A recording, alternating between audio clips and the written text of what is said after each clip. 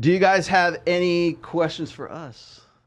Well, we have to get to one here question. What are the statistics of women who get in domestic violence relationships? Like the impact that it has in their future relationships with other men. It's really interesting because for that, there's so many unreliable statistics as far as that's concerned. Because one of the things about, by the way, sexual assault and domestic abuse is that we don't know. In some cases, it's overreported. In some cases, it's underreported. Yeah. So it's really difficult to say. Almost like there's certain things we just don't ethically know about where the reality is that with that whole situation.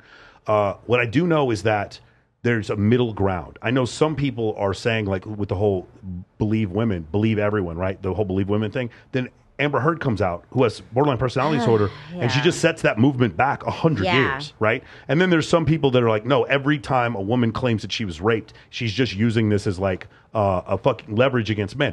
Both of those things are wrong. The answer is that it's somewhere in the middle, right? I don't believe all men. I don't believe people I don't believe my fucking family members half the time. I'm not going to just believe all women. I'm going to leave it to the legal process and see what happens. That's generally how it works. You have to develop some level of fucking evidence. But I don't know. That's a good question as far as how that works. What I do know is this. It's a really interesting fact about the O.J. Simpson trial.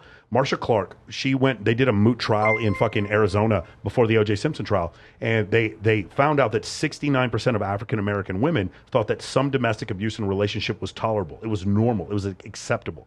And then they put 9 black women on the jury. He got called 21 times for domestic abuse violations. And Marcia Clark tried to paint OJ as a domestic abuser before she tried to paint him as a murderer, and that's why he was acquitted. That's part of the reason why he was acquitted. It's just really interesting. Like, one of the things is that it's not fully reported all the time. So that's a good question. I don't know. No. That's a good question. I actually had to field that question on a certain daytime talk show that I went on back in November, who will remain nameless until the show is actually dropped at some point. But the guy who was on the panel sitting opposite me tried to get me with that. He was like, well, don't you know, like, what's the number one what's the number one crime or whatever against women? And of course, it's like, men's violence is what he was insinuating. And if I could get a do-over on that, I would have said, no, actually, the number one killer of women is actually heart disease. Shit. Because it's a weight-related disease. That's what it is. Really, that's what kills the most amount of women. It's not guys being violent with them, although that's what he wanted to talk about. Yeah. But it's true. That's what men are. We are violent. We are aggressive. That is simply part of male nature. And so saying that we need to teach men to not be violent is kind of like saying, well, we need to re-engineer the machine. I was just who was it? James Cameron, the director from like Avatar or whatever.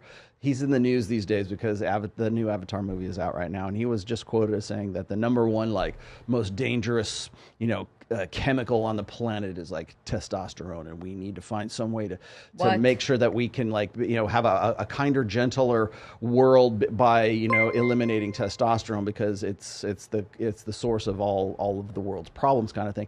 And by the way, that's not a new sentiment. I have heard that over the years. I've been doing this for about 20 years. But to hear that kind of as being something that should be broadcast and people be like, oh yeah, you're right. We need to really throttle back the testosterone and toxic masculinity and all that good stuff. Men are going to be violent. That's part of our nature. We're supposed to be. That's how we work. That's how the machine works. Do we have self-control? Should we teach self-control? Absolutely, we should. Yeah. You need to be able to keep that in check, but it also doesn't preclude arguments or discussions about other things as well. So when I hear well, what about domestic violence? What about this? I'm like, yeah, okay, I agree with that, but that's not the conversation that we're having at this point. I'm not saying you bringing it up, that's fine, but I'm just saying that. It's usually used as some sort of counter to anything that's sort of an unflattering truth about men's nature or women's nature. Sure, because it does impact women's choices for the future. Oh yeah,